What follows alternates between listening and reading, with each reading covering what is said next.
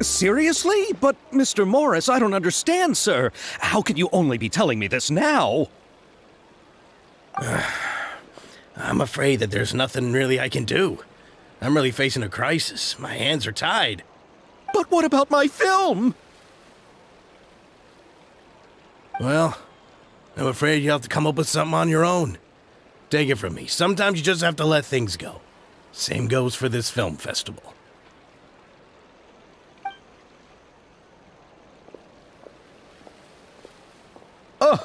Oh.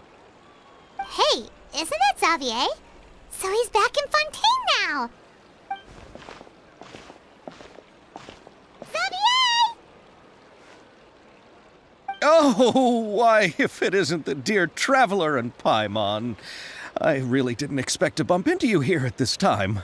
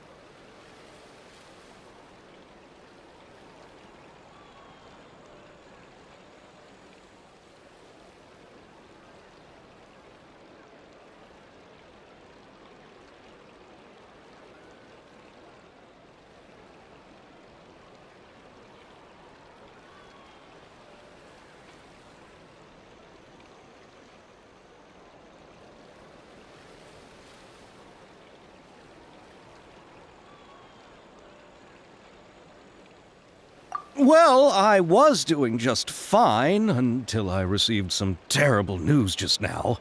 The investor I was working with for my upcoming film has fallen upon some hard times and is no longer able to provide the promised amount of funds.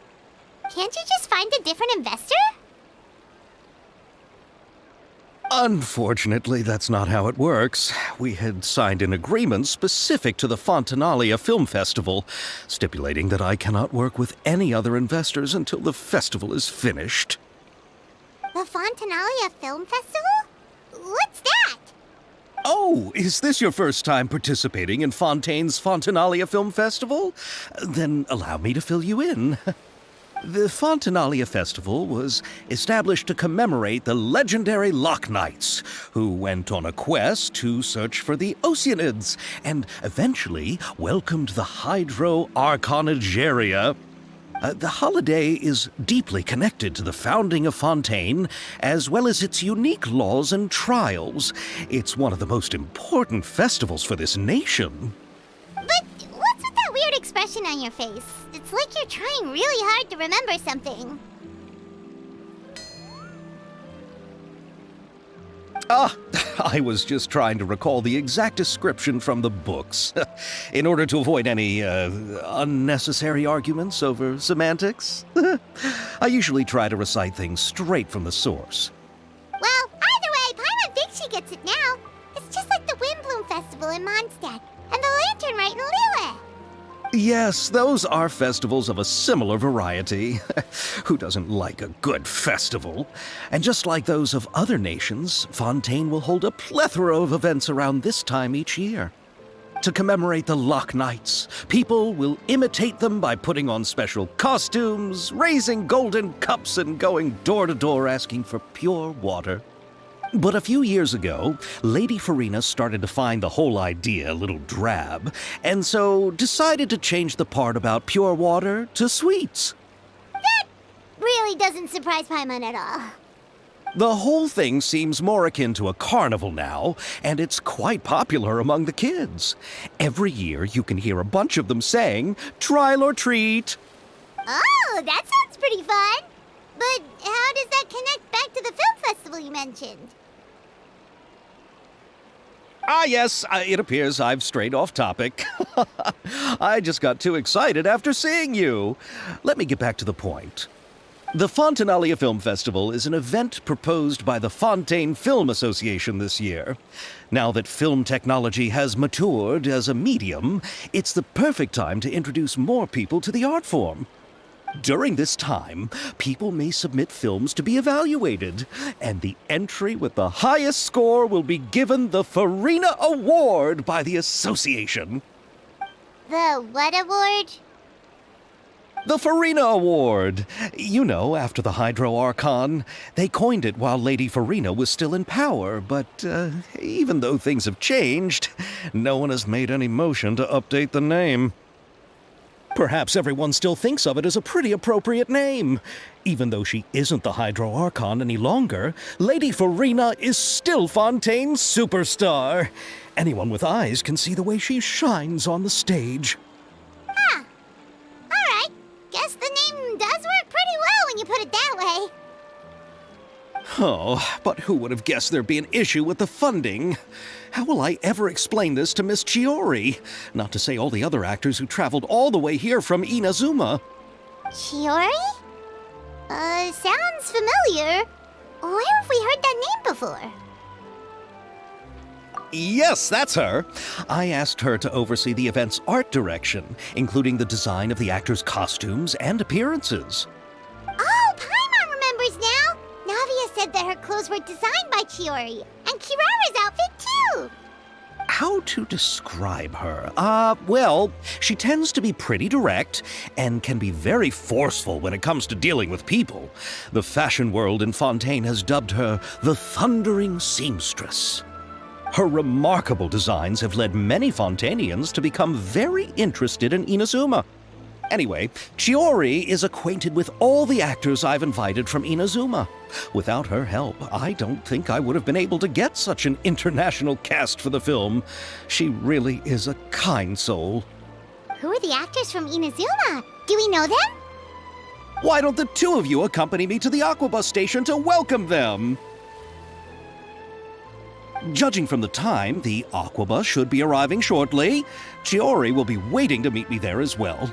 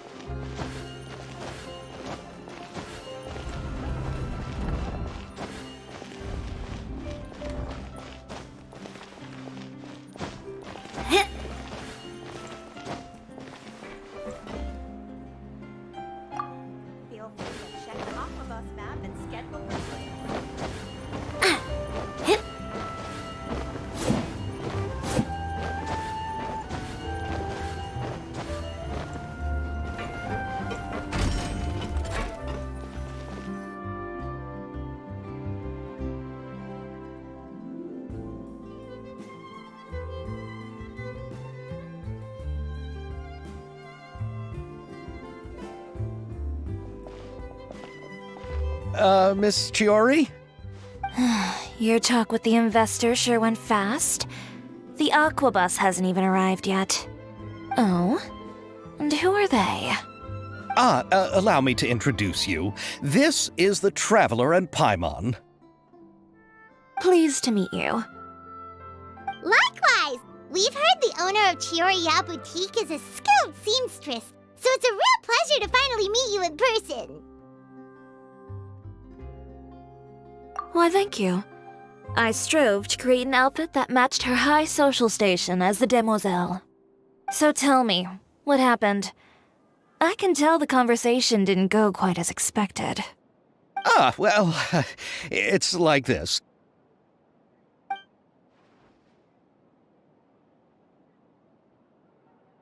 Ugh. I know, Chiori, you don't have to say it. You did remind me that this investor was a little bit sketchy. Yes, there's no doubt about that. But how could I pass it up? He offered me twice as much as the others.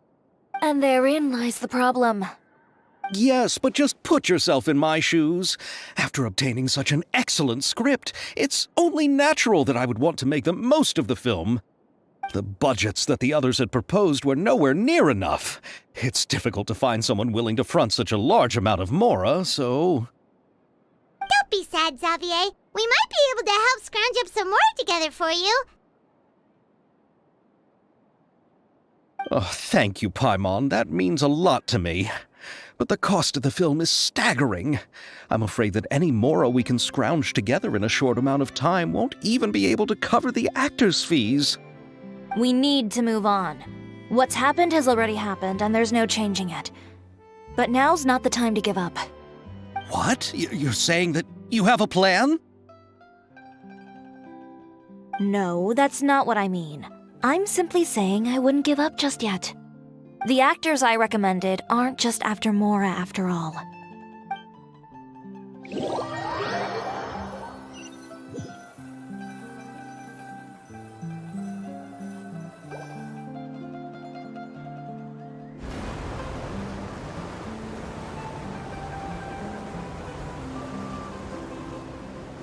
Really? Then where do you live? We Malazines live in Mercy Village. The only way to enter is from underwater. Oh, you must be pretty tired after work every day, right? I mean, you have to swim all that way just to go home. We are so thoughtful. But some Malazines choose to live in the Court of Fontaine because it's so much more convenient. This is our stop. Oh, we've arrived, but I haven't even finished chatting with Aval yet. I also enjoyed Aval's introductions to Fontaine along the way. Everything you described was so clear and detailed that we can't help but want to hear more. Thank you so much. I'm usually working here on this Aquabus, so I hope I'll have the chance to see you again. There are still many more places I'd like to introduce to you.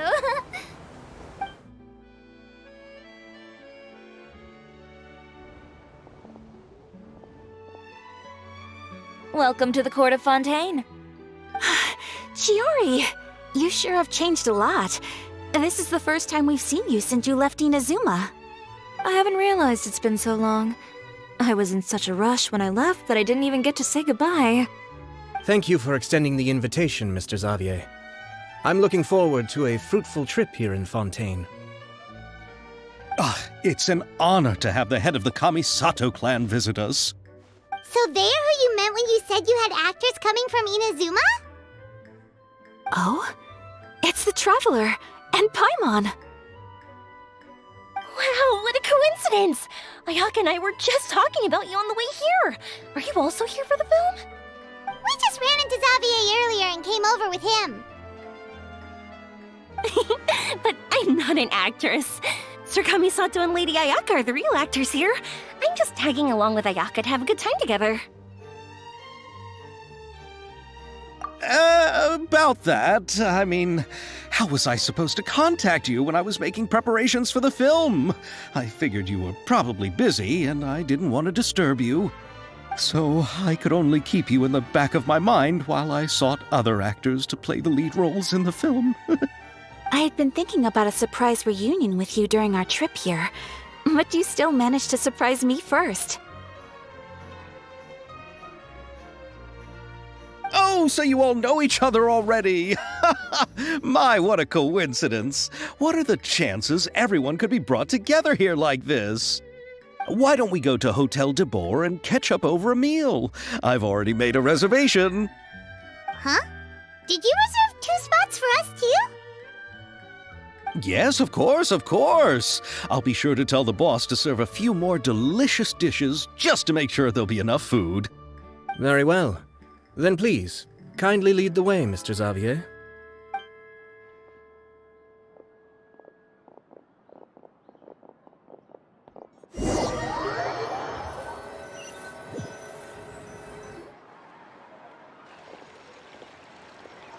Wow, the buildings in Fontaine are so tall. Just look at how big they are. And there's the fountain that Aval mentioned earlier. It really is a magnificent sight. And look at that huge spinning sphere. Where does it get its power? Wait a sec! Could it be one of those clockwork mecha we've heard so much about?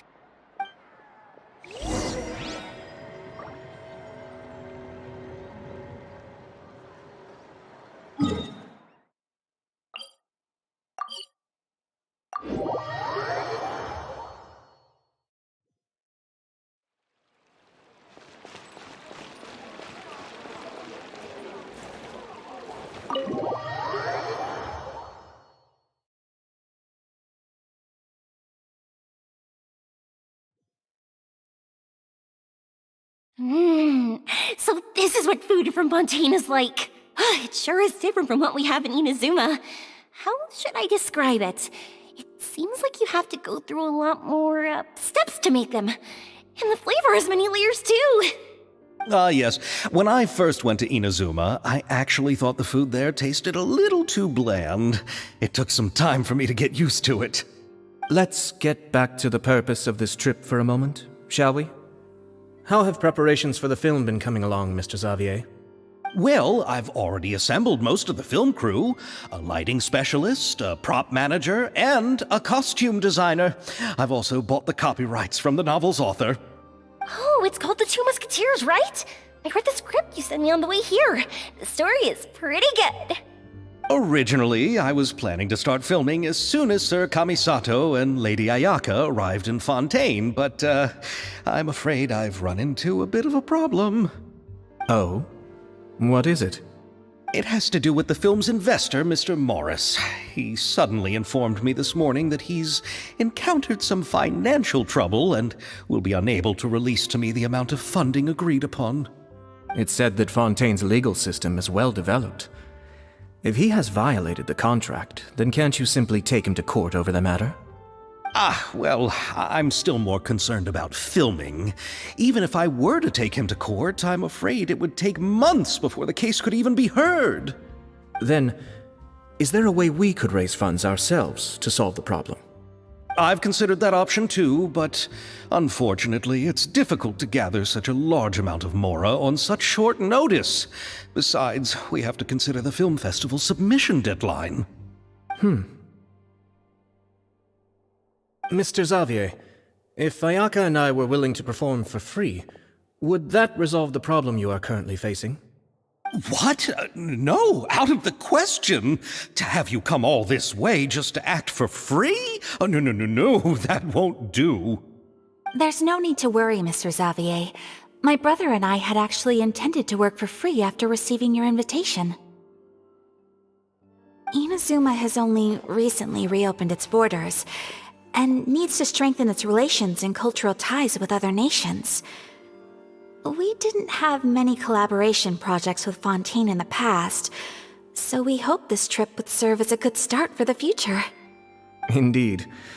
You could say that's the real reason why the Yashiro Commission agreed to come to Fontaine.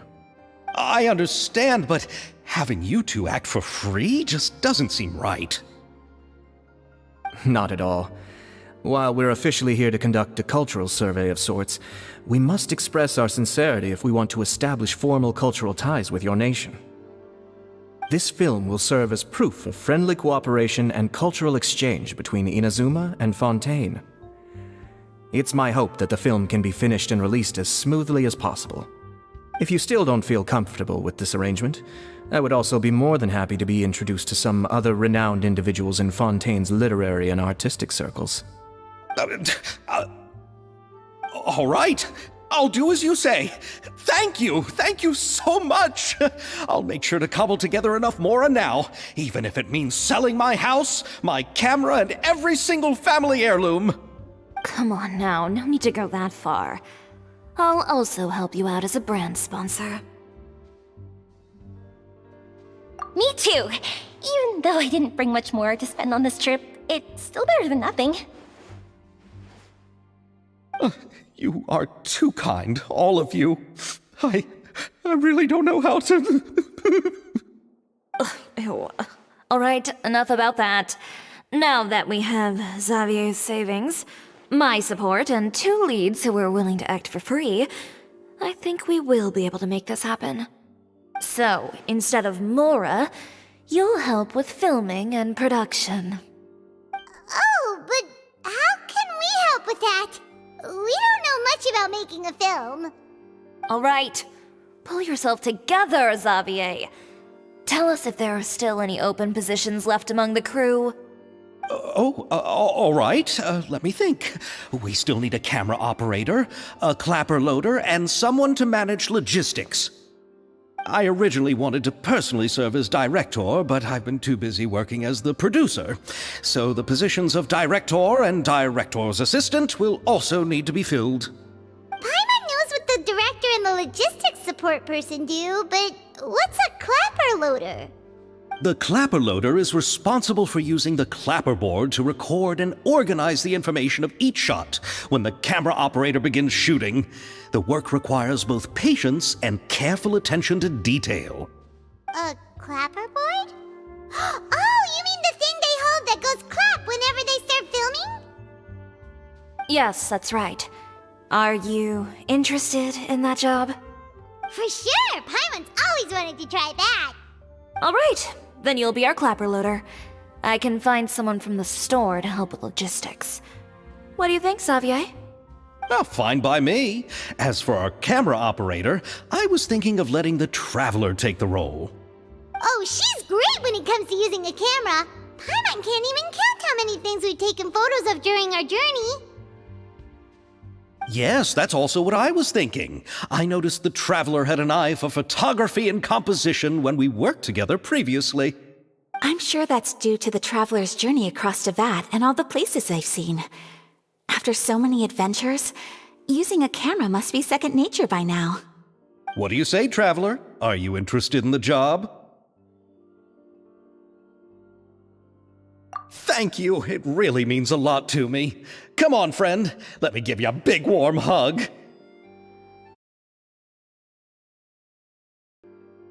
all that's left for us to find is a director and an assistant. Oh, me! I want to be the director's assistant. All we need to do is help the director, right? I can handle that. All right, then all we need is a director. Oh, all the well-known directors in Fontaine are probably also busy working on their own films these days. I'm not sure who will have time to help.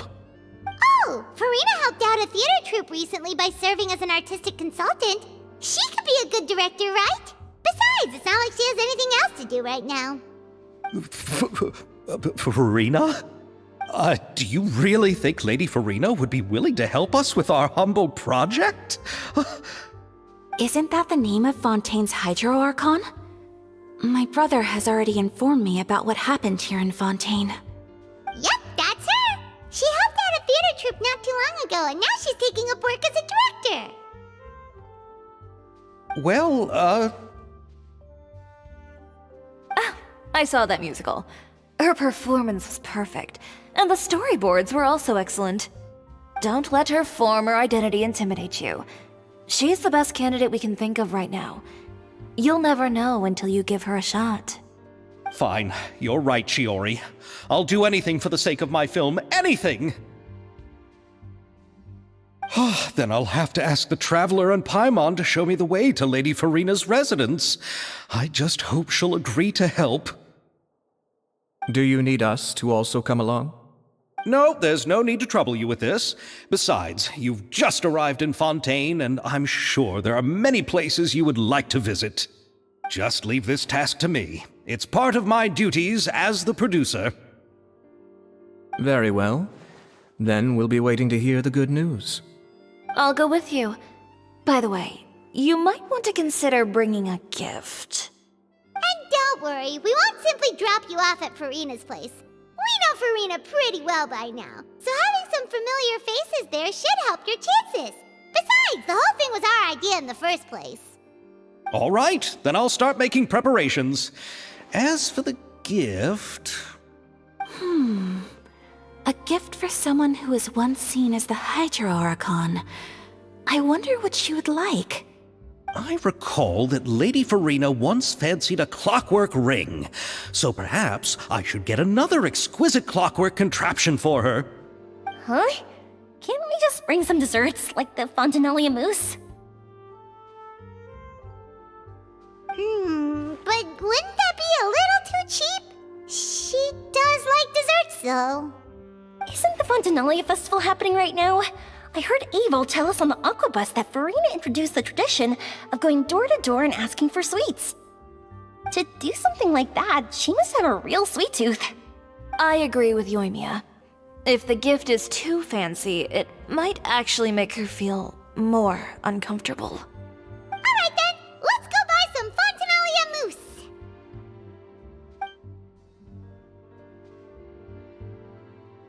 But will that really be enough? We'll be asking her to do a lot of work, you know. You're right. We need to further sweeten the deal. Huh? You want something even sweeter than Fontanalia mousse? Yes, we'll need a gift that's sweeter than any dessert in the world. But what could that be? Your words of praise.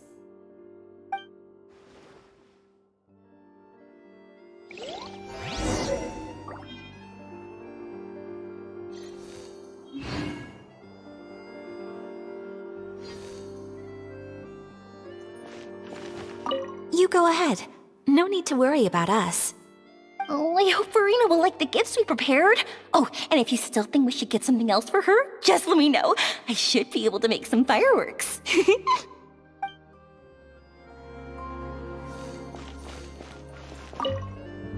Looking forward to the good news.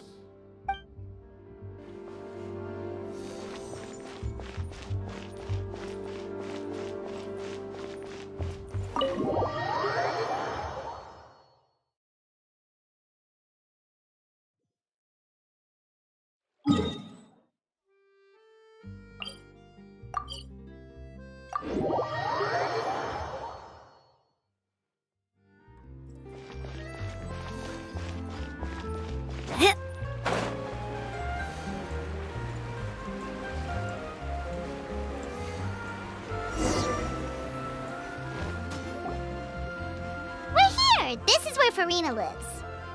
Okay, I'll go knock on the door.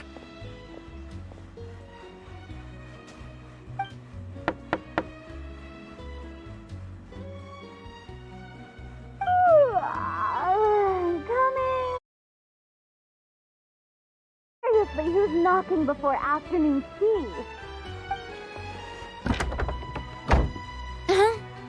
Who are you?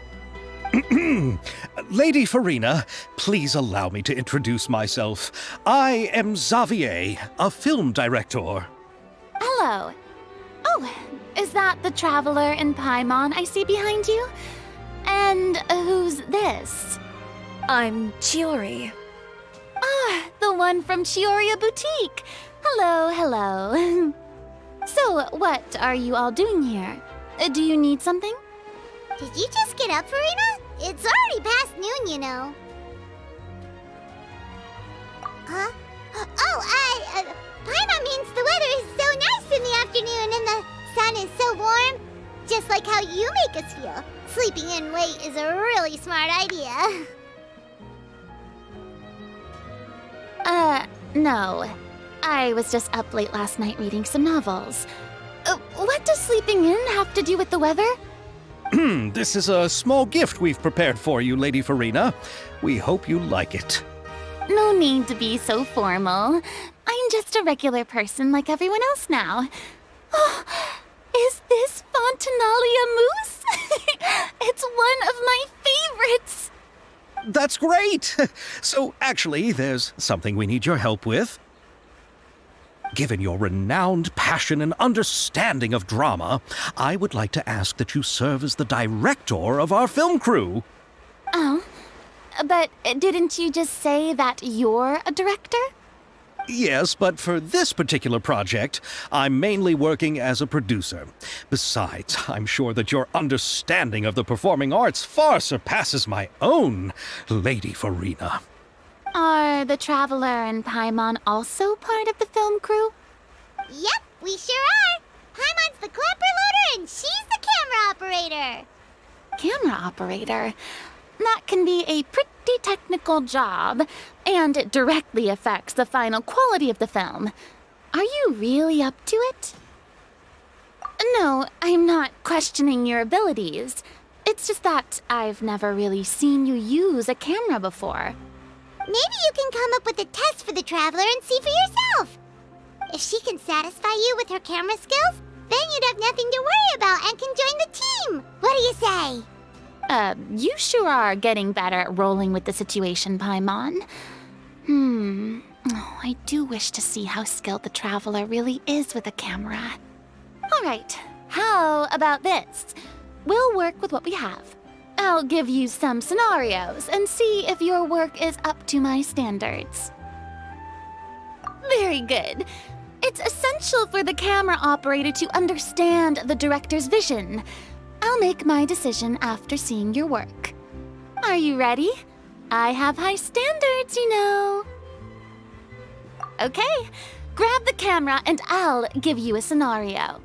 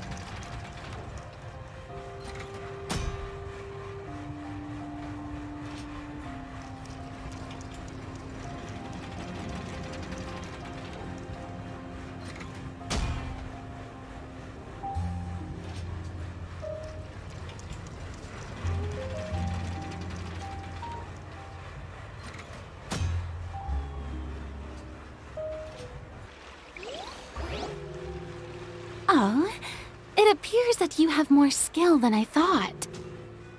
All the shots had a great composition, and I could really feel a connection to the characters and their lines. Yeah! Does that mean you agree to be our director, Farina? Did you think I would agree just like that? After our performance of the Little Oceanid, I've begun to make a name for myself again, you know. In fact, I've already had several troops approach me for the Fontanalia Film Festival. Unfortunately, the scripts were all pretty boring and didn't pique my interest. If others were to find out I agreed to work with you so easily, then, well... Hey, but didn't we have a deal? What else do we need to do to convince you, Farina? Well, what about the pay? Huh? You know, how much you're willing to pay me to be the director? The pay is also an important factor for me to consider, you know. Well, I can offer you this much? What? That's all? If Nervulat were to hear of this, he could charge you with underpaying your labor. I'm sorry, but our crew is in a tight financial spot at the moment. I see. Well, even though it's highly unlikely now that I'll join your crew, there's still something I'd like to ask. Exactly what film are you planning to make? Oh, our script is an adaptation of The Two Musketeers. Huh? Wait, you mean the suspense thriller novel that was a #1 bestseller? Oh, so Farina's read it too. Of course I read it. I've always had a keen interest in artistic works that strike a chord with the populace. I see. It all makes sense now. You must have used most of the budget to pay for the copyright.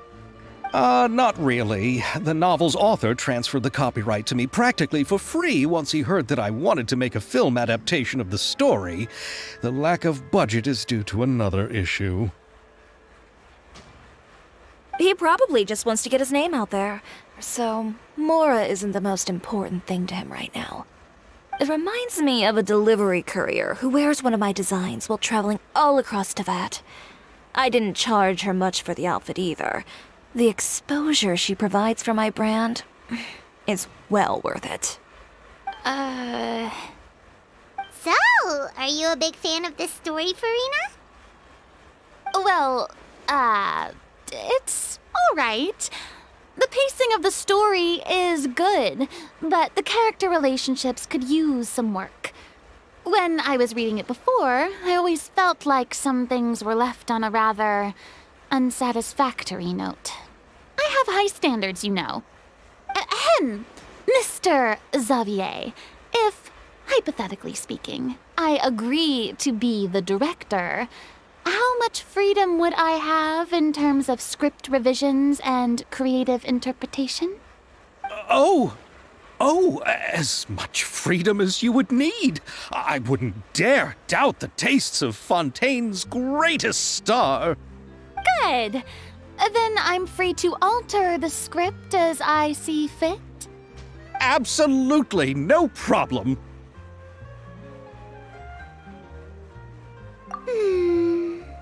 All right.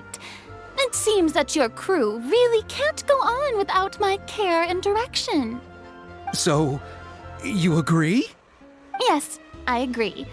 Although the pay is well below what someone of my caliber deserves, a great script calls for a great director.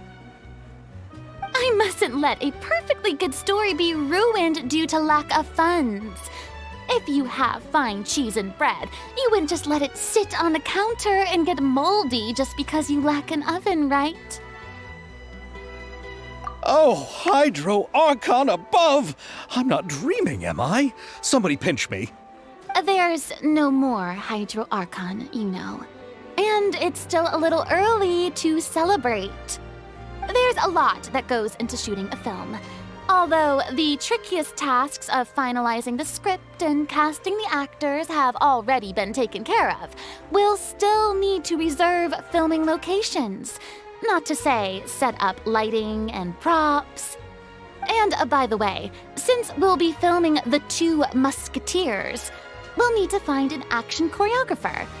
Ideally, a professional who has actual experience with muskets. Yes, I've thought about this as well. I was hoping that you might know someone who could handle the job. Me? If this was before, I could have simply asked Glorand. But it's already been some time since I last talked to her. Navia can also use firearms, but unfortunately, her style is quite different from that of the characters in the story. Could we ask the Special Security and Surveillance Patrol? Oh, you mean the Special Patrol's Musketeers? Yes, that's right. They work with muskets every day. I can't think of anyone more qualified than them. They would be under Nervilette's jurisdiction. Unfortunately, I, don't have any connection with them at all. So, in the end, we still have to start by talking to Nervilette. No need to go to all that trouble. I know their Captain Chevres. Oh, you do? Wait, Chiori, how do you know the captain of the Special Patrol's Musketeers? No particular reason. Running a business means dealing with some trouble from time to time, and she's helped me out on a few occasions. In return, I've helped her handle a few situations in which the Special Patrol couldn't get involved directly. So, we've gotten to know each other over time. So you're saying there's been times when the Special Patrol needed a fashion designer to handle a situation? Your work is becoming more and more mysterious. It'd be best to keep it that way. Anyway, enough about that. What do you all think about asking the captain to be our musket action choreographer? She sounds professional enough. She is a captain, after all. I have no objections. But I imagine the Special Security and Surveillance Patrol must be busy with their duties. Do you think she'd really have time to help with shooting a film? And then there's the issue of pay. Well, it just so happens that she's also not the kind of person that's just after Mora. As for whether she has time, I'll have to go and ask her first. Then I'll leave that to you. Macaroni's on sale today, so I've got to go. You can just tell me how things went when we discuss tomorrow's plan later. No problem. Having Farina join feels like a big boost to our team. Of course. Just wait until the day of our premiere. You'll witness the true power of my name in these lands. You'll be so glad I agreed to help. I can guarantee that even the standing tickets will be sold out. I'll be sure to ask some people I know to see if they'd be willing to act as extras. Seems like you're finally getting more comfortable with your own reputation now. I didn't ask for the Clapper Loader's commentary, Paimon. Then let's get going. I happen to know where Chevres is today. By the way, I'm curious. If my pay is so low, then what about our two lead actors? Didn't they travel here all the way from Inazuma? Actually, they told us that they see the trip as part of a cultural exchange, so they didn't ask for any pay. What? So is every person in Tevat who doesn't want money gathered here to shoot this film? Don't tell me Chiori isn't being paid either. I already knew Xavier from before, and he's also agreed to give my brand some good exposure. It seems the gods have really smiled upon you, Xavier. And that certainly doesn't include me, mind you.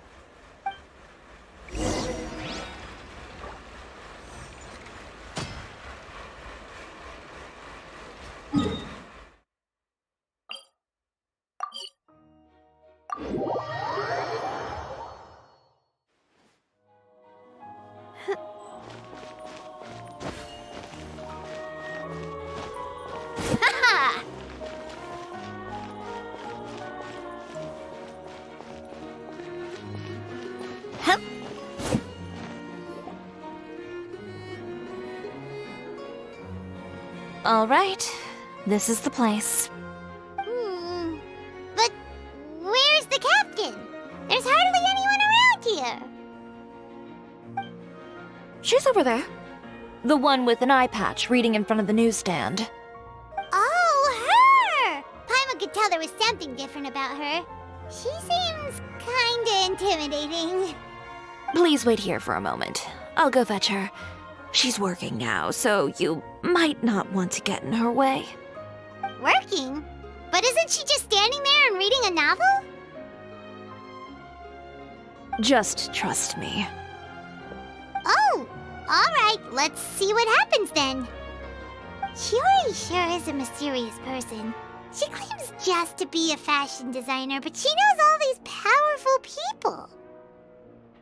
The court of Fontaine isn't particularly tolerant of visitors from overseas, so it isn't easy for a foreigner to promote their brand here. Even more so in the competitive world of fashion. Even a local like me just trying to make a film has to face all kinds of challenges. So I can only imagine what Chiori has been through to get where she is today. I'm sure that having more connections has definitely worked in her favor. Reading on the job? Detective novel. One main character? No. Multiple. Branching storylines. I see. How's the plot coming along? One of the main characters is about to make a choice that will affect the rest of his life. I'd wager he's going to make the wrong choice. Any way to speed things up? There's something I need your help with. You know that doesn't depend on me. It all comes down to what the character chooses. Which is exactly why I'm here to help.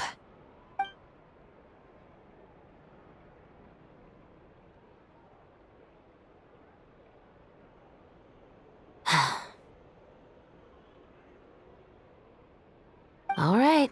It appears he made the wrong choice in the end. Halt! Huh?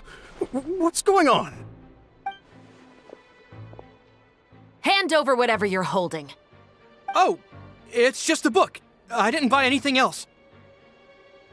Then I'm sure you wouldn't mind letting me have a look. Excuse me, officer. I don't mind you standing around here, not purchasing anything, but I'd prefer if you didn't disturb my customers. It's bad for business, you know. Don't give me that act. You won't be able to get off so easily either. I am Chevraz, captain of Fontaine's Special Security and Surveillance Patrol. I will say this one last time. Hand over whatever you're holding at once. And before you do anything unwise, let me remind you that I'll have you on the ground before you can even think about making a run for it. All right. I'll give it to you. But please let me say something first. If there's any contraband in that book, then the shopkeeper here is the one who slipped it in. I don't have anything to do with this. Why, you trying to leave me on the hook, huh? You were the one who said you wanted it. Save it for the interrogation room. Take them away, Letelier.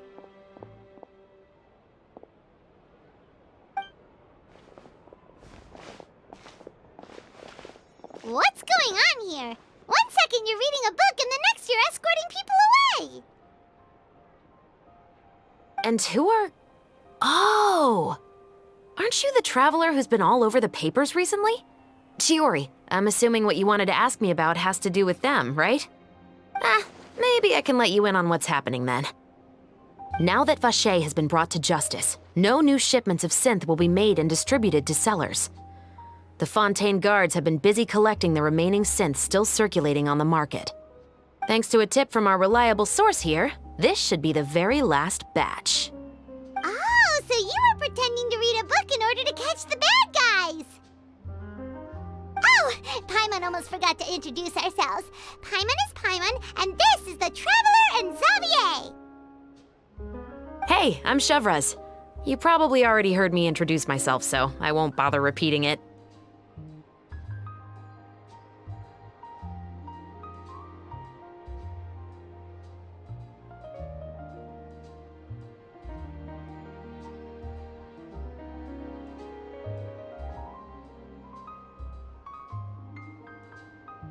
Yeah, why didn't you make a move as soon as you had the chance? Were you worried that my intel wasn't accurate? No, I wanted to see if the shopkeeper would turn himself in first. All he had to do was come up to me and say that he didn't know where the synth had come from. If he did that, then I wouldn't have had to press charges on him. He had the whole day to turn the synth over to Chevreuse. But instead, the moment I came up and blocked Chevreus's line of sight, he took the opportunity to sell it off. Yep, he made the wrong choice, even though the right choice was right there in front of him. But you knew they wouldn't make the right choice. Yeah, I knew. I was just hoping I'd be wrong for once. Enough about that, though. What did you want to ask me about? Oh, you see, it's like this.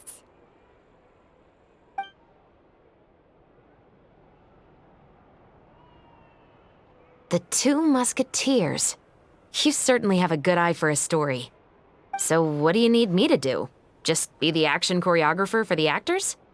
Yes, that's right. I want to make sure we get all the details right. I want the actor's posture and understanding of firearms to be as realistic as possible.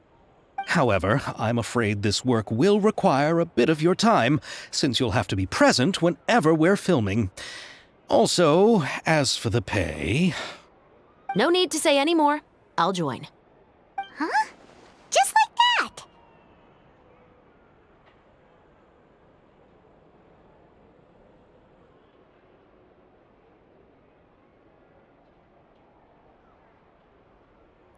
What Bullchucker is really saying is, if you want to fight the Oni King, you have to go through Sky Cleaving White Iron Lavender Melon first. Really? You're willing to help us with our humble film project? Sure, it's no big deal. As I said, we've wrapped up our investigation here, so I don't have any other tasks on my plate for the moment. Besides, I personally really like this novel. I even have the collector's edition at home. Stories where justice prevails over evil never get old for me. Then we've got a deal? Yes, I'll see you on set tomorrow. Oh my! I can hardly believe it! I should tell Lady Farina immediately. Oh, and I must tell the prop manager and lighting technician to get everything ready. We start filming tomorrow! Calm down, Xavier. The film is going to take more than just a day to finish. Still, I should also head back now and start preparing the actors' costumes and makeup. Alright, guess that's it for today then.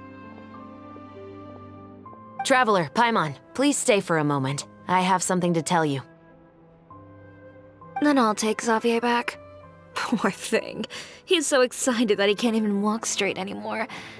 I don't want to spend our first day fishing our producer out of the fountain. He'd better.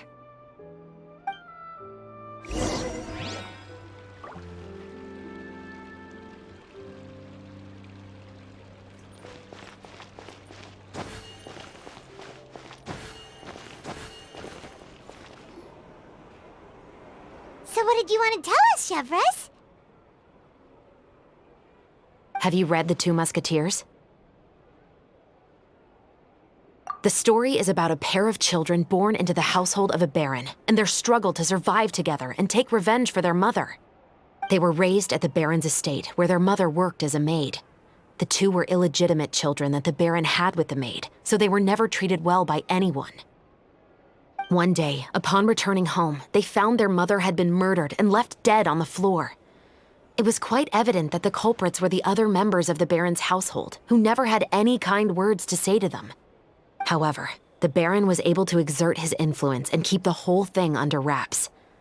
The mother's death was eventually deemed as a suicide, and there was no chance of bringing her murderers to justice. The two siblings decided to flee and someday avenge their mother. Many years later, members of the Baron's family suddenly started turning up dead one after the other, all killed by gunshot. A rainbow rose was found on each of the victims' bodies, being the flower that the kid's mother liked best. The Baron believed that the mother's soul had come to take vengeance on him, so he lived in fear each day. But it was actually those two siblings who had fled all those years ago. They relied on each other to survive and trained day and night, eventually becoming adept musketeers. They used all of their abilities to collect evidence and clues before executing their plan and exacting revenge on the Baron. Their actions let the truth behind their mother's death be known to all. That's quite an exhilarating story. Yep, the Baron got what he deserved for his evil deeds, and justice was able to prevail. It was just the kind of story I enjoy. Oh, so is that why you were so willing to join our crew, Chevraz? You could say it was one of the reasons. Oh, you mean there were other reasons too? I've read the reports about you. Whether it was at the trials or when you lent your hand to resolve our nation's crisis, you've shown that you've got a strong sense of justice, as well as a great mind for deductions. Yes, you're as sharp as I expected. It seems you've experienced many similar situations before. There's been a recent murder case involving Muskets. The perpetrator's methods appear to be very similar to what is described in the novel. Huh? Really? But Paimon didn't see anything about that in today's papers. The Marechaussee Phantom hasn't yet released any information to the public because the investigation is currently at a standstill. The murderer is extremely cautious. A murder involving firearms? But not that many people use those in Fontaine, right? Impossible. We perform a routine inspection of our firearms and ammo reserves every day. If one of the weapons had been fired, it would stick out like a sore thumb. Besides, I trust the members of my platoon. However... Well, that's all I can disclose about the case today. Huh? What do you mean? I hope you all can go back and get some shut-eye. You can decide tomorrow whether or not you'd like to join the investigation with me. I'm aware this might not be the ideal time to add more to your plate, but the more capable people we have, the better the chances that justice will prevail. Carrying out investigations isn't actually supposed to be our responsibility. Our job is to apprehend the perpetrators. Finding them is really up to the Marechaussee Phantom. You could say I'm taking part in the investigation out of personal interest. I don't want people to see Muskets in a negative way, and also, I'm concerned about the similarity between the crimes and the story. You mean they might be connected somehow? I suspect so. Just to make myself clear, this is not an order, nor is it a deal of any kind. It's a request, nothing more. If you two have any interest in the case after we finish filming tomorrow and are willing to assist me, then I would be most grateful. What do you think, Traveler? Yeah, you're right. Paimon's getting a little tired, too. We've really been hustling all day. You'd better head back and get some rest. It's good to keep a calm mind, especially when you're about to make an important decision. Otherwise, when the moment comes, you might end up like that shopkeeper and not even realize that the right choice is right there in front of you.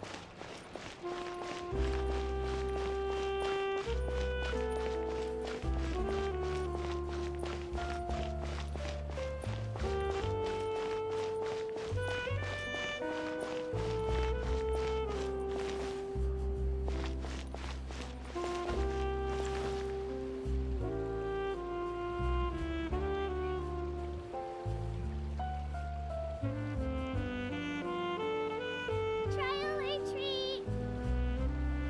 Enjoy the Fontanalia Festival!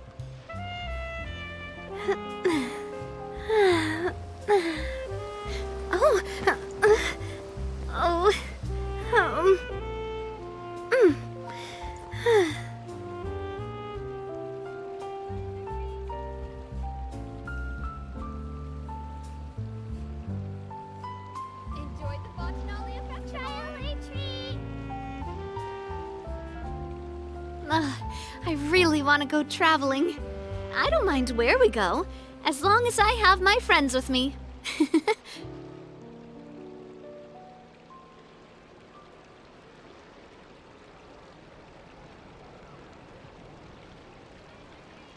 the Fontanalia Festival! Traveling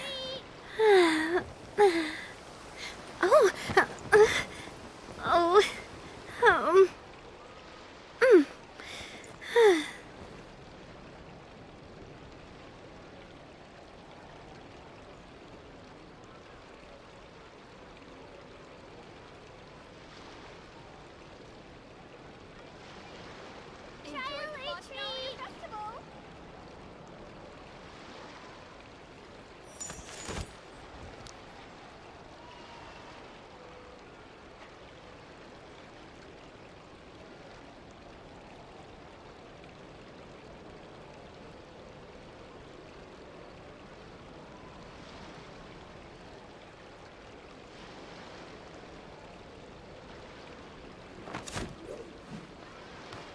enjoy the Fontanalia Festival!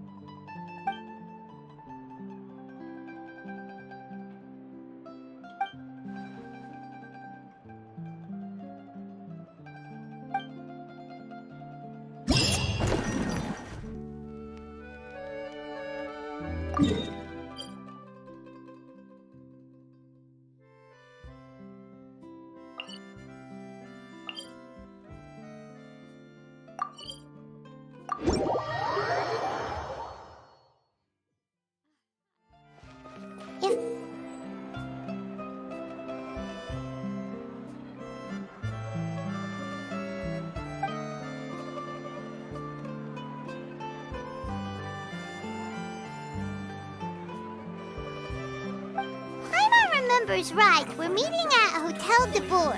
Let's get going! Take a guess.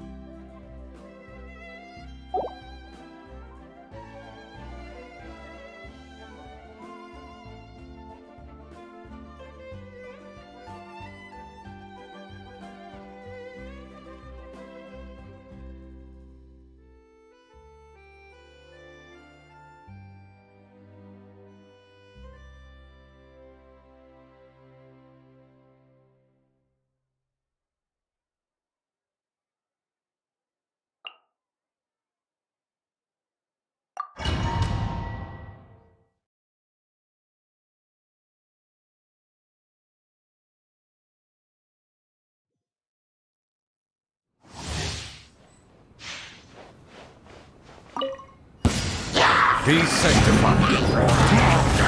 Settle down.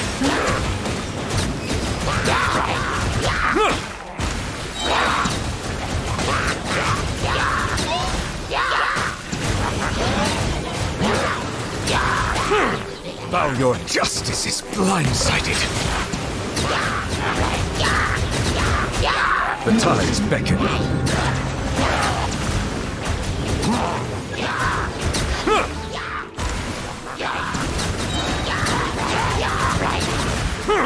Settle down!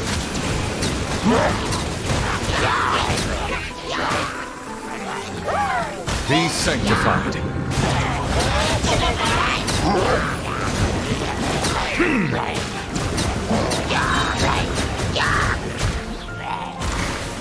Silence!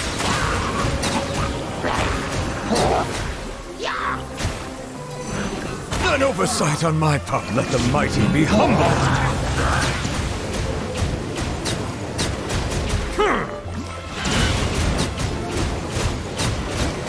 Bow your head.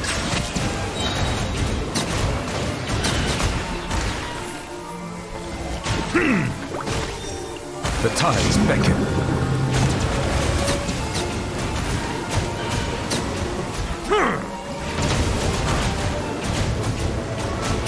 Silence!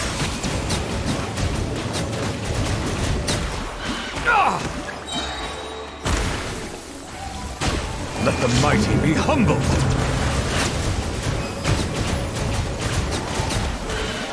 Bow your head.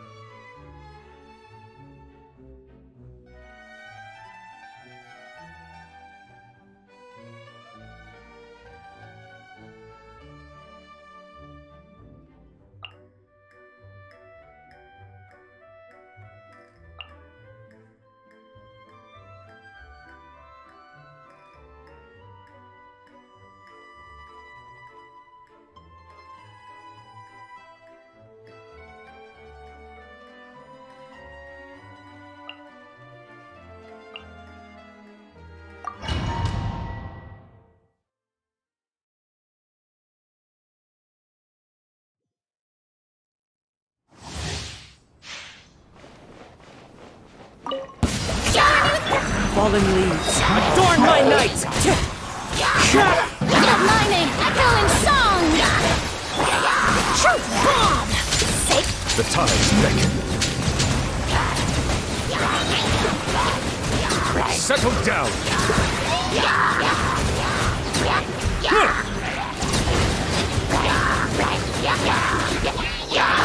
Strike a pop! Clouds high, the birds call, wind strider! Time to shine! Breaking news! Hold that pose! Be sanctified.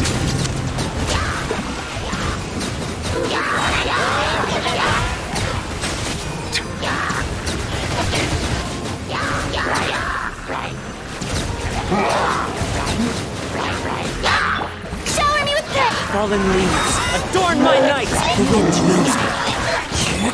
Let my name echo in song! Truth bomb! The tides beckon.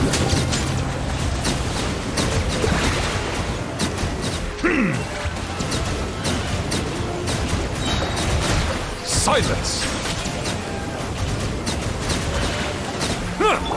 Strike a pop! As one with wind and cloud, one with nature. Time to shine! Breaking news! Smile! Let the mighty be humbled! Settle down!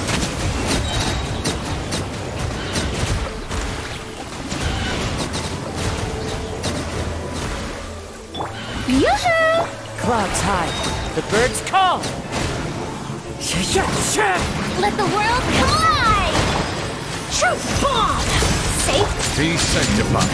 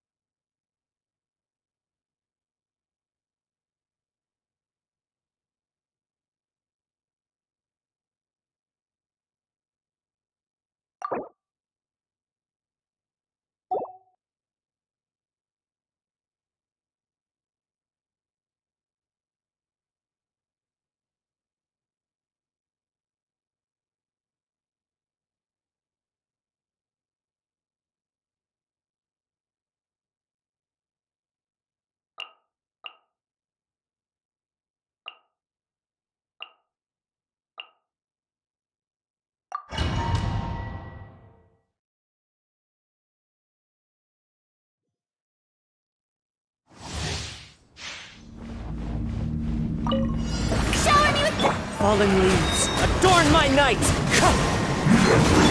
Let my name echo in song! Breaking news!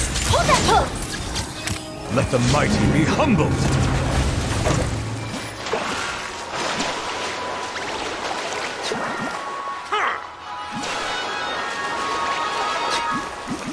Bow your head. Strike a pose!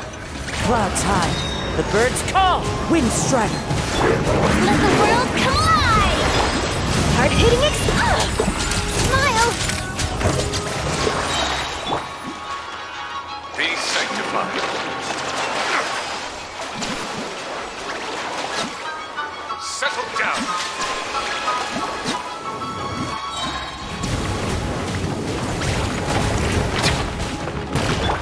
Shower me with Fallen leaves, adorn my night! Let my name echo in song! Breaking news! The tides beckon.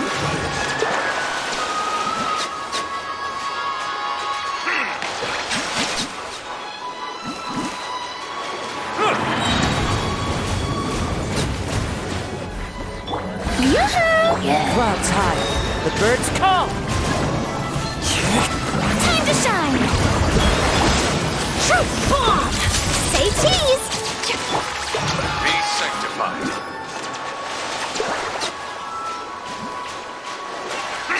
Silence!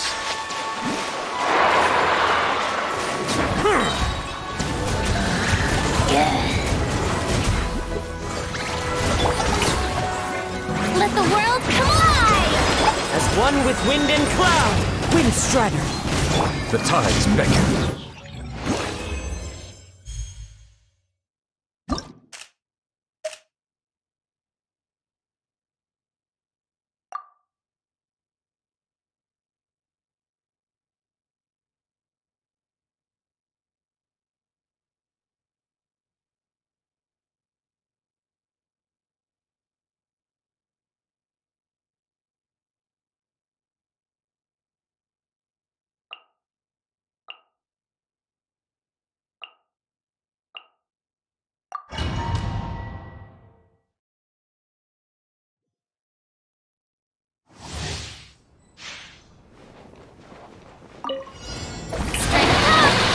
The wind knows me. Falling leaves, adorn my night. Time to shine! Breaking news! Smile! Be sanctified.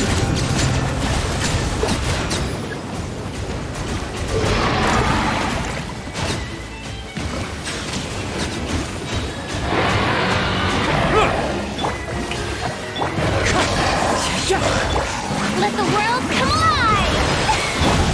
Truth bomb! Safe? Let the mighty be humble. Bow your head.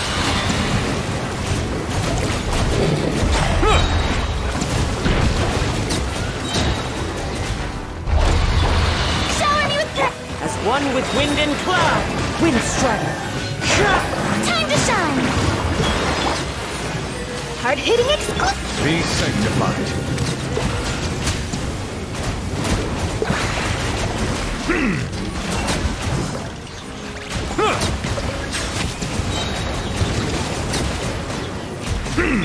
Yoo-hoo!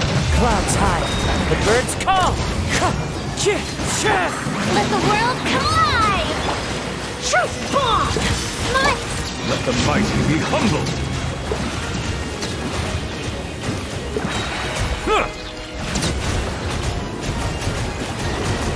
Silence!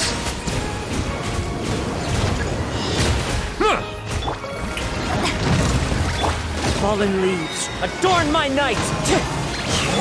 Let my name echo in song! Breaking news! Hold that! Be sanctified. Bow your head.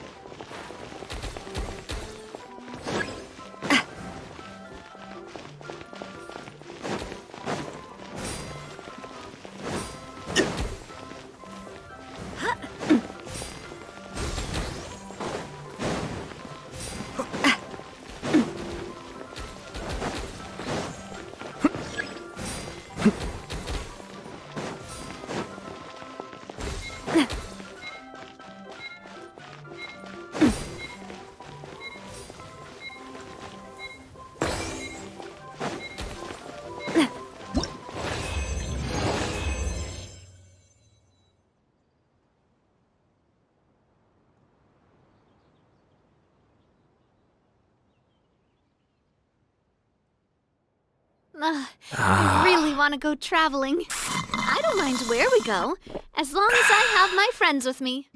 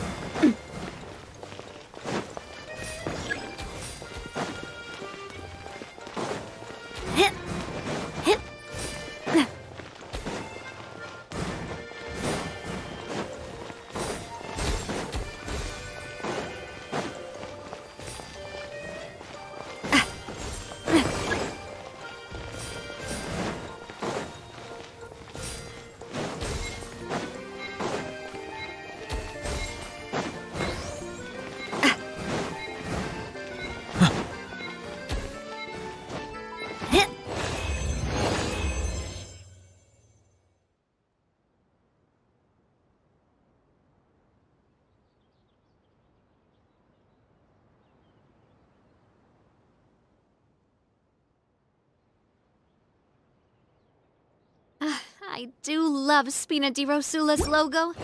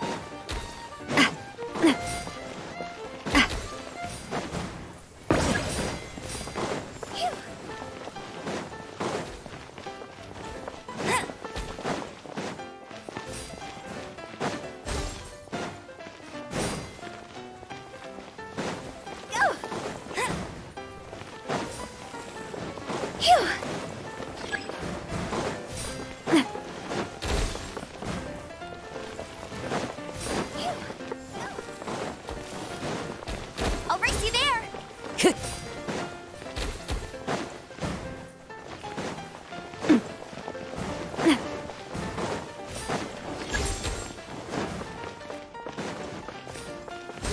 I'll race you there! Time to go.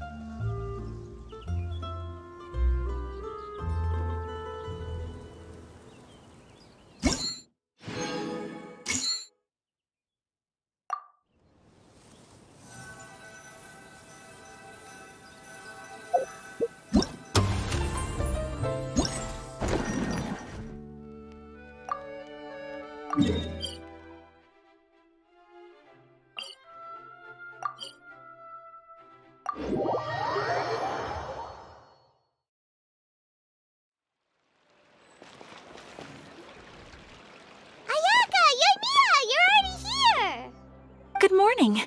Xavier said yesterday afternoon went well. Yeah, and how about you, Ayaka? What were you up to yesterday? After we split up, Ayato went to see Udex Nervillette at the Palais Mermonia. I was originally thinking of going with him, but he said he could manage it himself.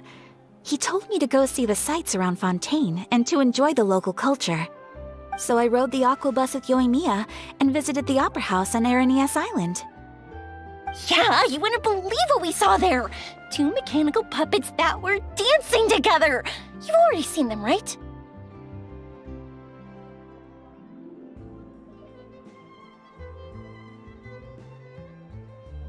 Yeah, those two!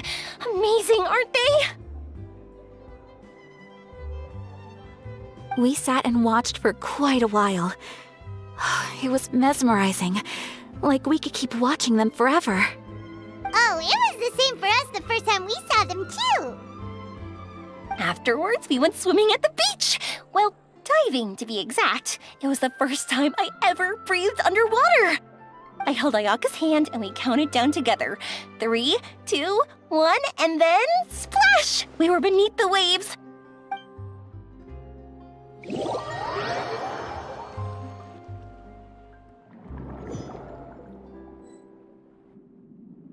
At first, I didn't dare to open my mouth. But once I couldn't hold my breath any longer, I decided to take a big breath in. Turns out the water wasn't as salty as I imagined. It didn't really taste like anything at all. Before I knew it, I was breathing like normal down there. It was an amazing feeling. Ayaka said I was too nervous and needed to loosen my grip. She got used to everything way faster than I did. I knew that the Traveler could do it, so I had no doubt we could do it too. That helped me feel at ease as soon as we dove in. The underwater world in Fontaine truly is beautiful.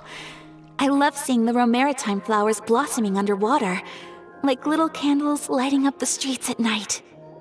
Yeah, and there were so many creatures that we've never seen in Inazuma. Like those fish that shimmer like a sword blade.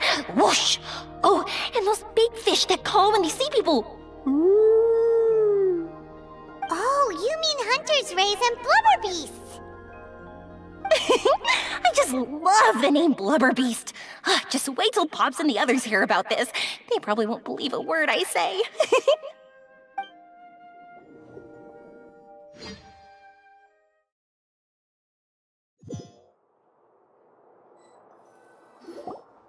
Yoimiya was down there for quite a while.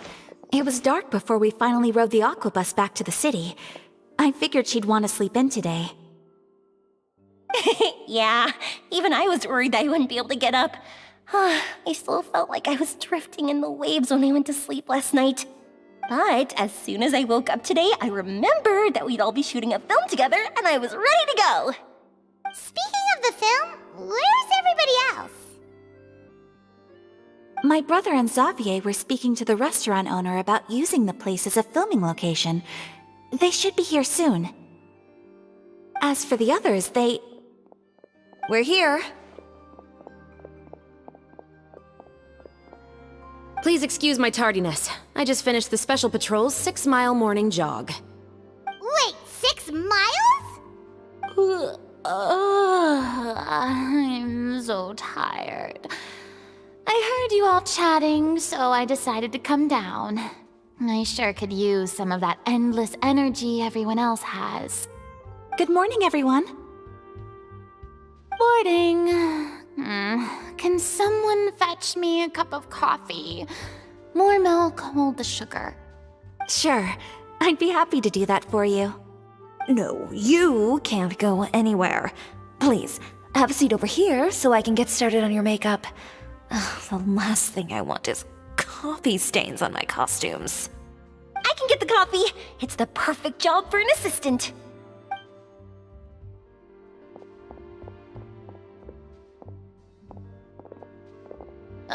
So much energy. Seriously, what's her secret? Oh, Yoimiya's always like that. But you sure look exhausted, Farina. It's because you're not used to waking up so early, huh? Of course not. I spent the whole night reading the novel from cover to cover, marking sections that either need to be omitted or adapted. Wow, Paimon didn't expect you to be so thorough. Well, I was the biggest star in all of Fontaine after all. It takes more than just a pretty face to earn a reputation like that. I know how to get serious when the situation calls for it. I went all out when I was acting as an Archon, so why wouldn't I do the same for my own life? Here's your coffee, Director Farina.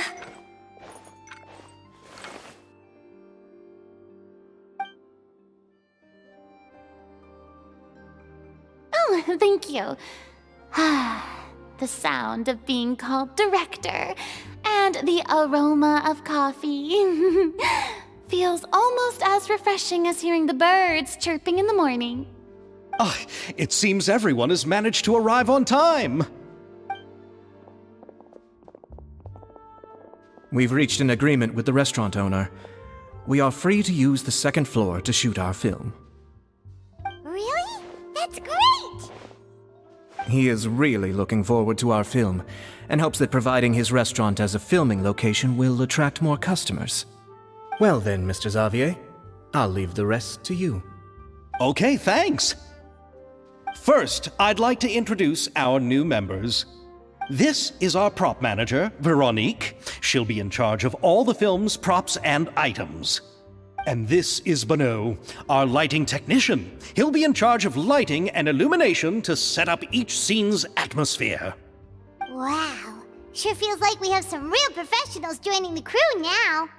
First of all, please allow me to first express my sincerest gratitude to everyone in the crew. When my investor informed me yesterday that he wouldn't be able to provide the funds, I really thought that this was the nail in the coffin for this film. I had no idea that I'd find so many people willing to help me on such short notice. Thank you. Thank you all from the bottom of my heart. No need to be so cordial, Mr. Xavier. We're all honored to be a part of this. Your works made a profound impression on me when I saw them back in Inazuma. I am sure that someday, this film will be remembered as a prime example of cultural exchange between Fontaine and Inazuma. Yes, the story is the reason I agreed to join. I can't bear to even imagine what this film would look like without the very best director. Anyway, I would like to make a promise to everyone that as the producer of this film, I'll do whatever I can to ensure that everything goes as smoothly as possible. This is not just my film. It also embodies the thoughts and feelings of every person here, as well as the endless effort we are about to pour into it. So, without further ado, the Two Musketeers will officially begin filming now! You may take it from here, Director Farina. All right, listen up, everyone.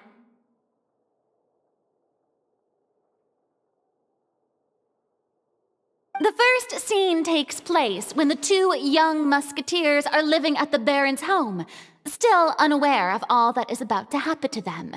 We'll need props and lighting to set the scene. Our lead actors can go get their makeup done, and extras, please take this time to go over your positions. Whoa. Seems Farina's really kicking things into gear as the director. Is everyone clear? I don't want anyone traipsing around the set like umbrella finches. All right, cameras will start rolling as soon as the set is ready. Let's make a film that'll make some serious waves in Fontaine. Not the kind of waves that drown people. I mean, the good kind of waves. Seems like she's still a bit traumatized by that. Anyway, let's go see if there's anything we can do to help.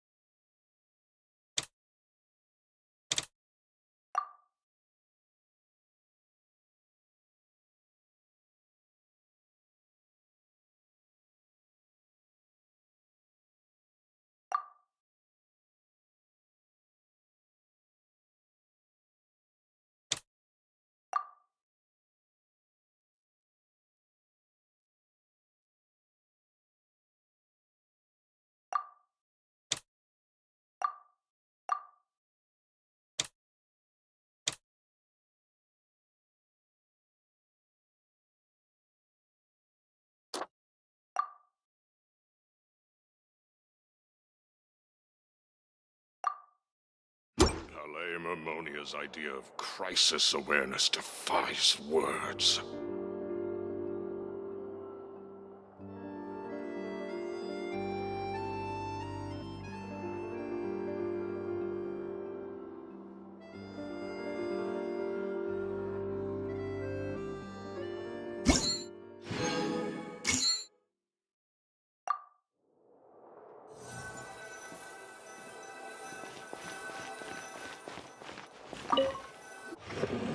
How about here?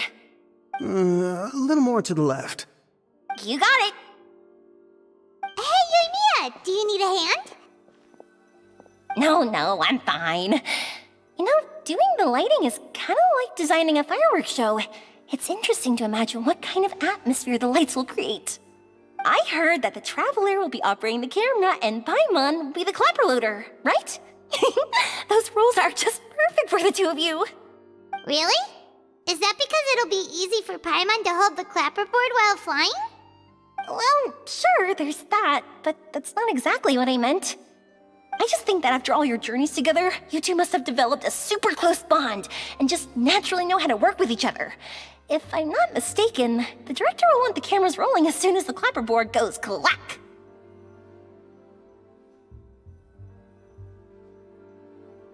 Oh, I see! It's amazing to see the magic behind filmmaking. Yoimiya, we need lights over there, too. Oh, on it! I've got to get back to work. Chat with you later. Oh, it's exciting to see so many people working together to bring the film to life.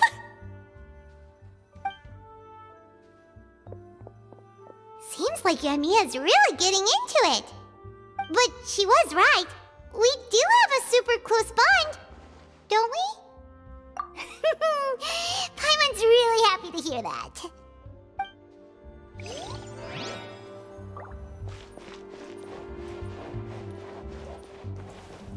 I don't need any help here. Why don't you try asking someone else?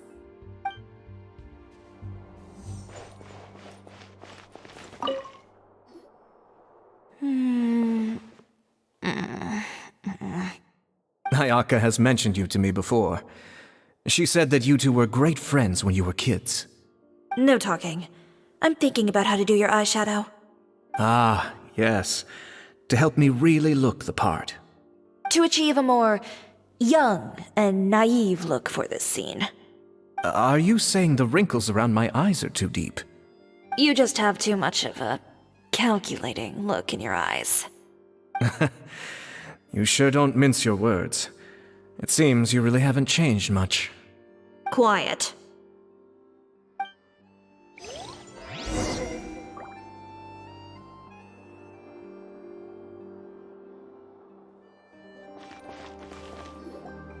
So, this is a real musket?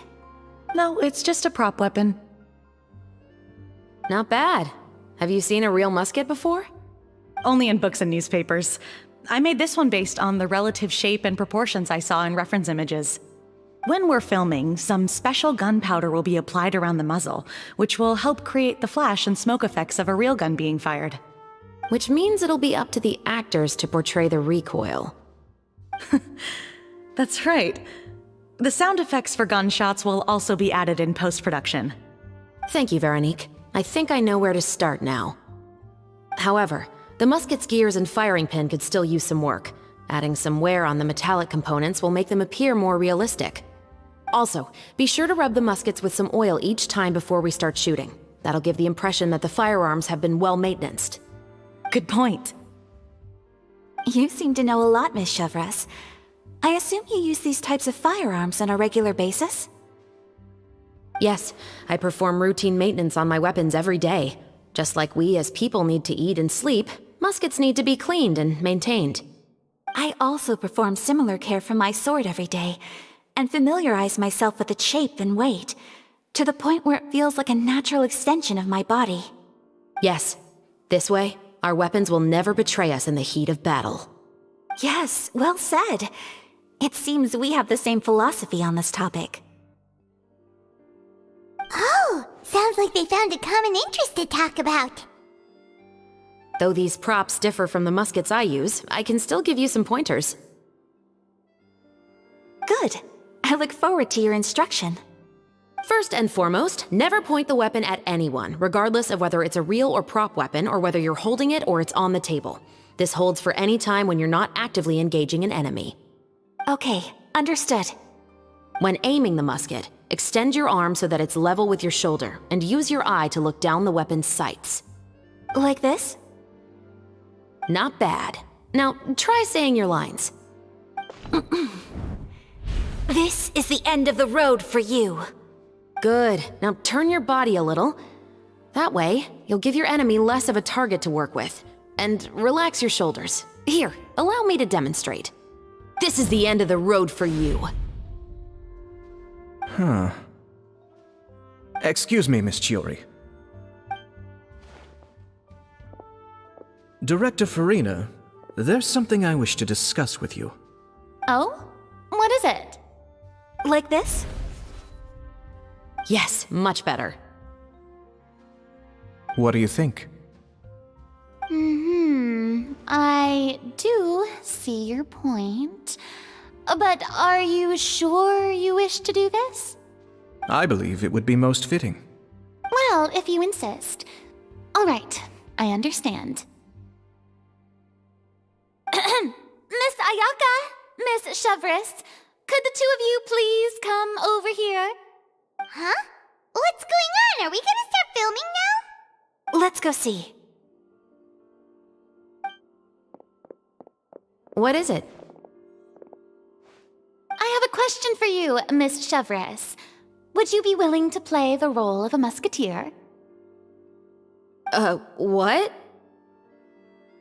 To clarify, I would like to turn over my role to Miss Chevris.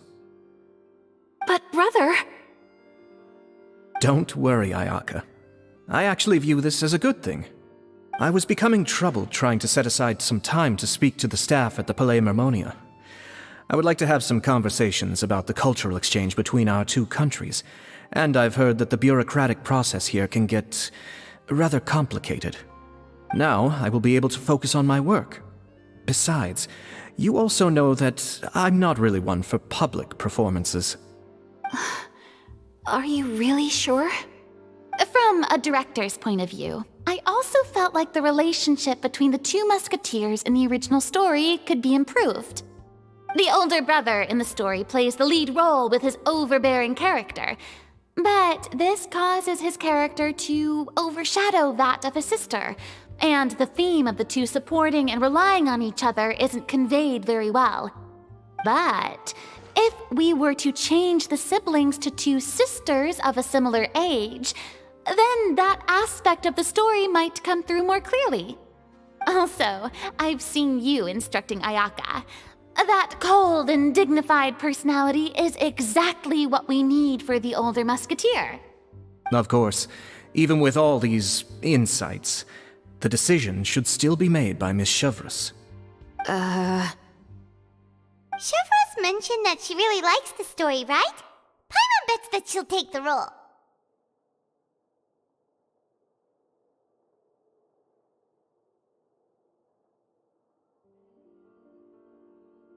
All right, I'll take the role. Good. It's decided then. I'll get started on making edits to the script. We'll also need to make some immediate adjustments to the lighting, props, and costumes. I have a feeling that our adaptation will be even better than the original story. You're doing a great favor for me, Miss Chevris. You have my gratitude. Don't mention it. I like this character, so if anything, I should be the one thanking you. Well, since my brother is the one who brought up the idea, I suppose there's no need to worry. Let's go, Miss Chevris. I look forward to working with you. Please, just call me Chevris.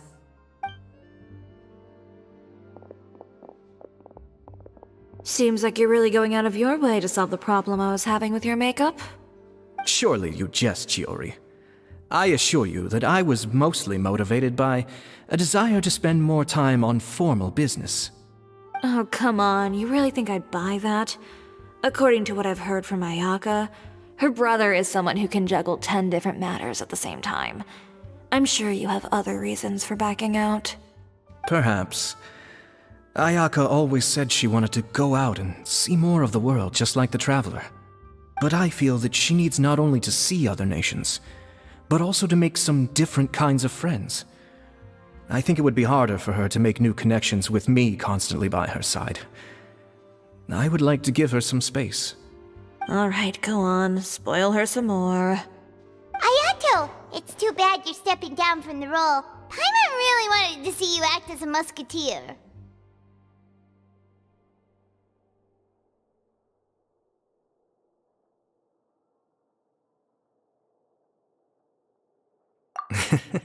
No need to poke fun at me. I'd wager that you also felt that I wasn't the best candidate for the role.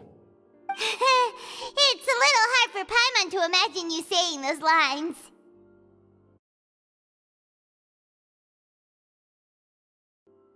Yes, I've made an appointment to meet some people from the Palais Mermonia. Now, I will have some more time to prepare. Traveler, get the camera ready. Paimon, get the clapperboard. Actors, to your positions. We're about to start shooting the first scene. Go on now. And please take good care of Ayaka. Yep, don't worry. Thank you. I look forward to seeing the film when it's finished. All right, now that we're all here, let me help set the scene for everyone. The first scene takes place when our two main characters are still living at the Baron's estate. They've been ostracized and verbally abused by others in the household, but they still have no idea why. We want to capture how naive and innocent they are despite their pain. Chevris will be playing the role of the older sister, Tulip, and Ayaka will be the younger sister, Iris. Be sure to get close-ups of the main characters at the right moment. Silence on the set! Lights, camera, action! Let's go! Tulip, Mother's been out for quite a while now. Perhaps she went to pick some flowers on the way home. You know how she loves flowers. Iris, Tulip, I'm home!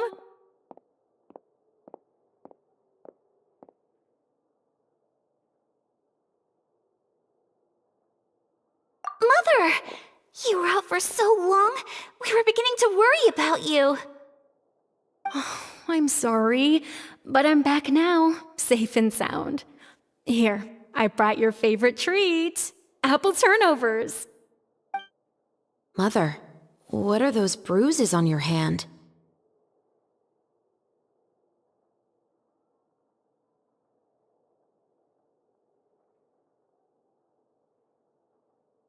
Huh?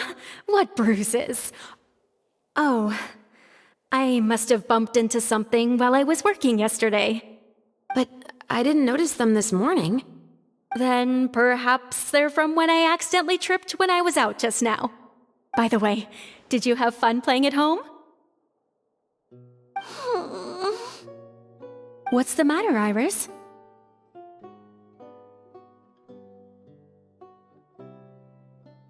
Well, we've realized that no one really wants to play with us. They even took Iris's doll and spat at us. And they even called us names. They said we were... Shh! It's all right, don't worry. Girls, listen to me. It doesn't matter what anyone says. Don't listen to them. No one can define you with such words. You both have wonderful lives ahead of you. Just like your names. You will both blossom like beautiful flowers. Maybe your time to blossom hasn't quite come yet, but one day, you two will bloom more beautifully than anything else. Don't let the soil you're in now ruin your future beauty. Understand? My dear daughters. And cut! Not bad. The actors' emotions were all on point. Let's keep that take. Also, If our clapper loader could avoid shouting at the start of the scene next time. Oh, got it. Great. I was a little worried that my nerves would get the better of me. What about you, Chevros? I felt fine. The lines weren't too difficult at all. Seems like Farina must have adapted the role nicely. You two were great. I couldn't tell it was your first time acting in a film. You should have more confidence. Thank you for your encouragement. Positions, everyone! We'll move on to the next scene after we try a few more camera angles.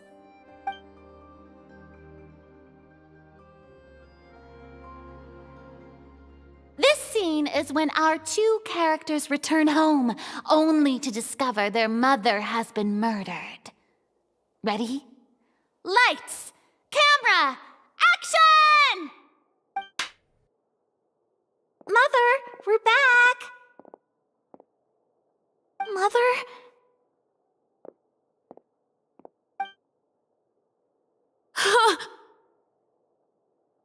What's wrong, Tulip? Iris, stay away! Huh? Why? What's... Mother! Mother... She's... Huh? There's poison in this cup. Huh? I could have sworn I've seen this kind of cup before. Those aristocrats. They didn't even try to cover up their actions.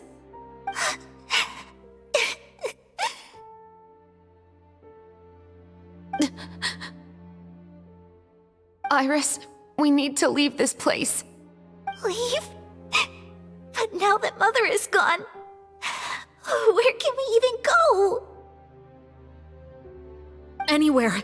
All I know is that we can't stay in this house. But are we just going to let them get away with this? We'll have our revenge, I promise you. Just not right now.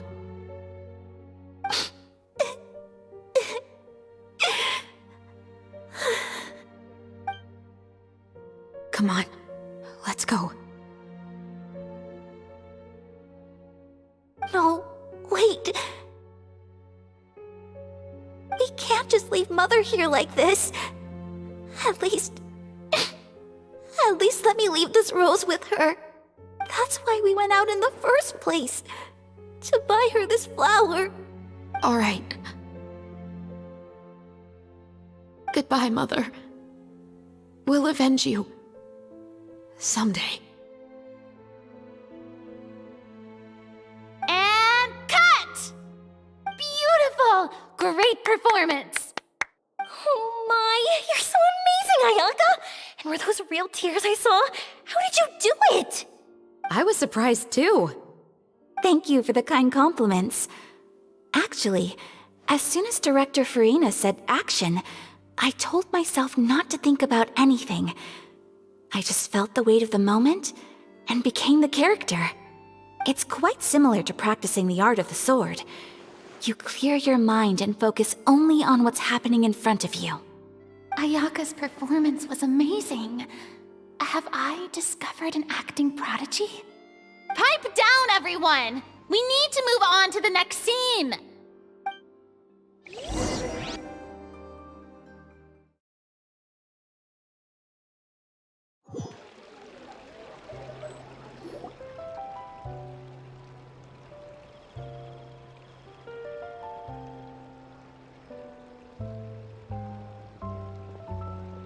Huh?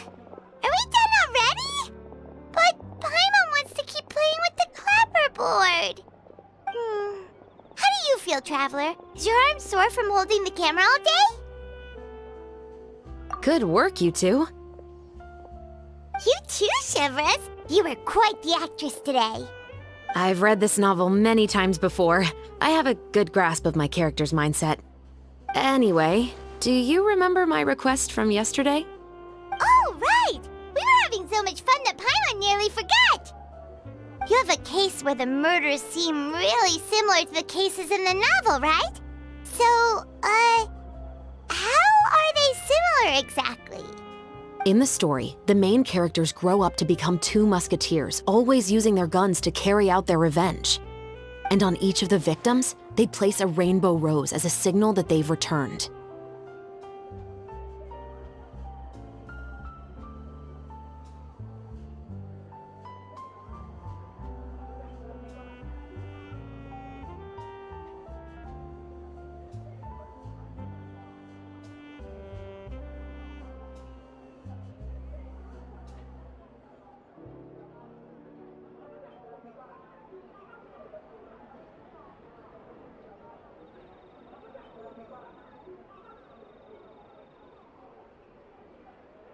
Yes, that's correct. We found rainbow roses just like in the novel.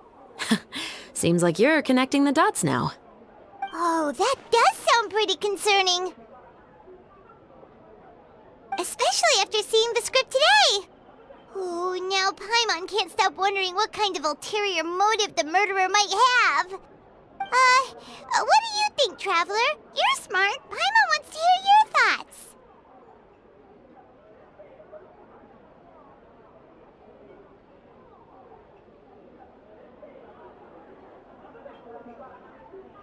Good. On behalf of Fontaine's Special Security and Surveillance Patrol, thank you for your dedication to justice. There's no time to lose.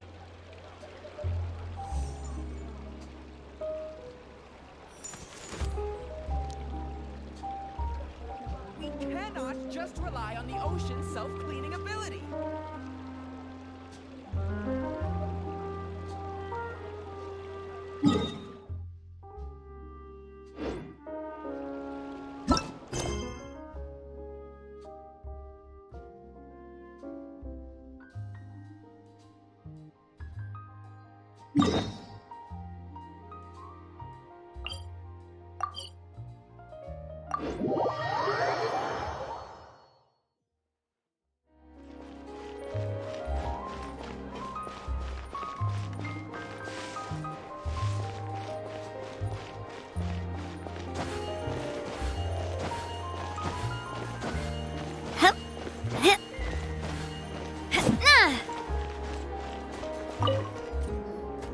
Welcome to LeChaux's Clockwork Workshop. How can I help you? Hello. I'd like to know if anyone has purchased some special components lately. Special components? Sorry, could you be more specific? I mean the kind of components that aren't typically used for clockwork toys, but for firearms. Huh? For firearms? No, we don't sell those sort of things here. Don't misunderstand. I'm not here to cause any trouble. We are merely investigating a case, and we're hoping that you could cooperate. Well, to be completely honest, I'm not even sure what kind of components that would entail. Has anyone ever purchased components here as an individual rather than on behalf of an organization? We have a lot of customers who buy toys, but those who buy components are all regular customers who buy in bulk on behalf of their organization. Is that so? I understand. Thank you for your cooperation. You're welcome. It's the least I can do.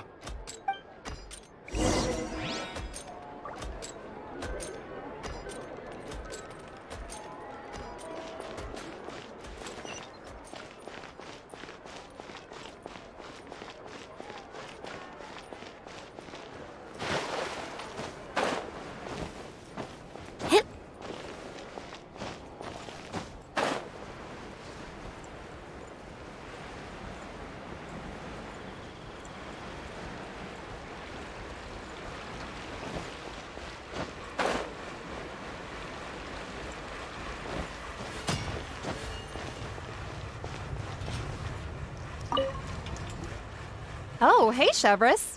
Run out of oil for your musket again? Hello, Estelle. I want to know if anyone has come to your shop recently to order some firearm components. Oh, is this another case? Let me think. I don't think so. Some people have requested that I make some prop guns for the Fontanalia Film Festival, but I refused all of those requests. Oh? Why's that? Because there's no profit! I only make things here that can do some real heavy lifting. I don't have the energy to make some new molds just for the festival. Then has anybody come specifically looking for mechanical components? Well, I usually sell off my scrap to the Fleuve Cendre. I don't typically give them to one specific person. I understand. Thanks for your cooperation. Don't mention it. Always happy to have the Musketeers' patronage. Seems like we haven't found any leads to go off yet. Yeah, unfortunately. All right, let's head to Fleuve Cendre next. Huh? Are you sure? People might not be so thrilled to see the captain of the special patrol there. You think so, huh? Then I guess you don't know. Huh?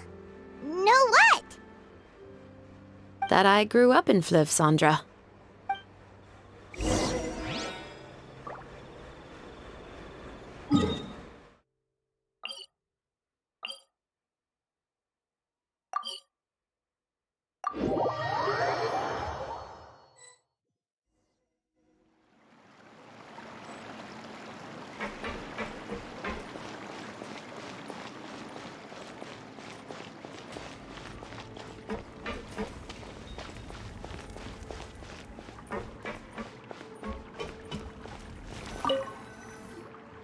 What's all this? Some broken planks and barrels, as well as some liquor bottles? Yes, but have a closer look, Paimon. Even though somebody has purposefully tried to clean them up, these are obviously marks from musket bullets. In other words, someone was here trying to improve their shot. They were using the barrels and bottles for target practice. Could it have been the killer? Your guess is as good as mine. Although many people at Fleuve Cendre own guns, few hide the fact from others. And even fewer would go to such lengths to hide markings from practice shots. Anyway, let's go. There might be more to this.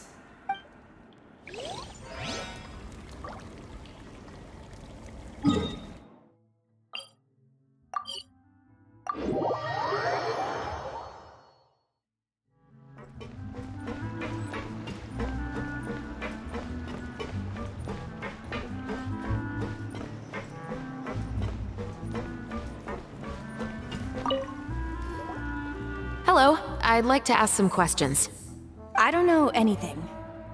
Don't worry, I'm not here to arrest anybody. You say that now. It's the truth. Here, take this as my guarantee. Wait, did Paimon just see what she thinks she saw? Is the captain of the special patrol bribing a citizen? Seems you're different from the other guards. What do you want to know? Have you heard anything related to muskets in Fleuve Cendre lately? Anything at all? Muskets, huh? All I know is that about 2 weeks ago, we started hearing some loud noises at night. So loud that it's been waking me up. Were they gunshots? Possibly. It's hard to tell around here. Someone's house collapsing, a pipe exploding somewhere, it's all the same. But the noises I'm talking about definitely happened after I fell asleep. Do you know where the noises were coming from? I don't remember clearly. Is it that you don't remember, or that you need to think about it some more? You tell me. Then please, think about it some more. She's giving her even more Mora! The noises came from the end of the Southern Waterway. I came out and had a look for myself when I wasn't sleeping well, but I didn't dare get too close. That's all I know. All right, I'll take your word for it. Thanks for the pâte de fruits.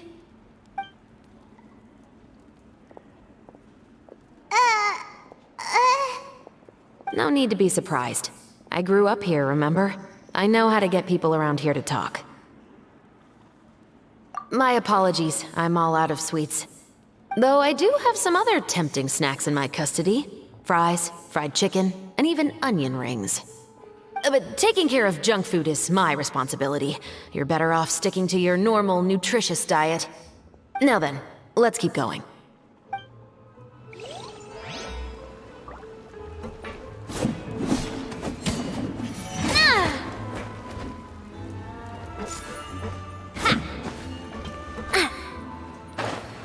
guess I'm finally on the right path.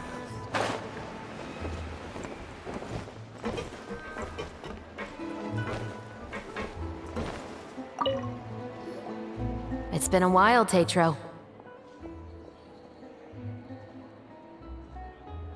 Please, just get on with your request. I want to know if you've heard anybody talking about muskets lately. Information isn't free, you know. I've heard that bandits have been extremely active in the countryside recently, and they've been affecting the delivery of goods to Poisson. I can allocate some more manpower to help out with that problem. What do you say? You're still as helpful as ever. One of our men got drunk at dinner about a month ago and lost his gun. 3 days later, it turned up in the corner here. What's weird about that? He just forgot where he put it, right? This is Fleuve Cendre, my friend. Anything of value left in the tavern won't ever make it to the next day. But that gun turned out to be an exception. It didn't get any new wear and tear on it, and didn't even appear to have been fired. We were quite mystified as to what could have happened. I suspect it came back because the weapon was already known to the guards. You mean, a criminal was afraid the Marechaussee Phantom would use the shot marks to track them down? Maybe. But if that's the case, the culprit really took great care to avoid getting caught. I didn't say anything about a criminal. In Fleuve Cendre, knowing who was killed is as easy as knowing what clothes you're wearing today. It's the guy living in the east side, isn't it? I've never liked him. Every time he's here, he just orders a drink and sits there with a nasty look in his eyes. So, who was the one who lost the gun in the first place? Don't bother. Even if you ask, he wouldn't admit to owning a gun to some strangers. Not to mention the captain of the Special Security and Surveillance Patrol. He's right. I know you grew up here, Chevres. Even though you're on good terms with the Spina, you've still been gone too long. Not many people know you here now, and a lot of people don't like the Special Patrol. I know. So take my advice and don't show your face too much around here. It's for your own safety. I'll come and go as I please, and I'm afraid I'll be appearing more often due to my work. All right. Don't say I didn't warn you. Seems like that's all we'll be able to uncover for today. Paimon feels like we managed to learn a lot more here than up on the surface. Yes. Assuming that everything we found is indeed connected to our suspect, then their timeline was probably something like this. A month ago, our suspect found a gun and took it home to disassemble it. Once he'd figured out its mechanics, he brought it back. In the following weeks, he used some parts to create his own makeshift musket, and took it to the Fleuve Cendre for target practice. Then, a few days ago, he found his target and carried out the murder. Once the deed was done, he left a rainbow rose on the body, just like the scene in the novel. That all makes sense to Paimon, but we're still no closer to figuring out the killer's identity!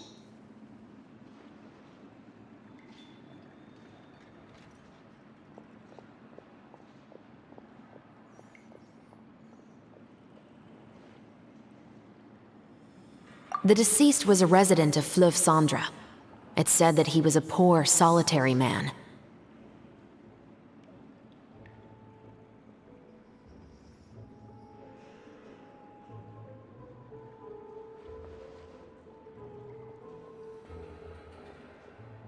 Yeah, that's also something I'm trying to figure out.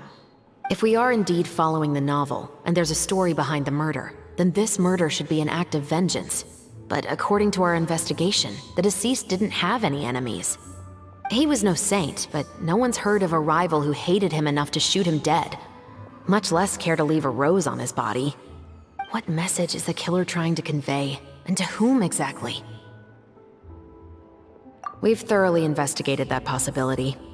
He claims to have spent the whole day at the Opera House on the day of the murder, and the staff there have confirmed his account. Okay, so he has an alibi. Not only that, he lacks a credible motive as well. He has a family of his own, and both of his parents are still alive. I've looked into his records. He was adopted at the age of 6, and all the proper procedures were followed.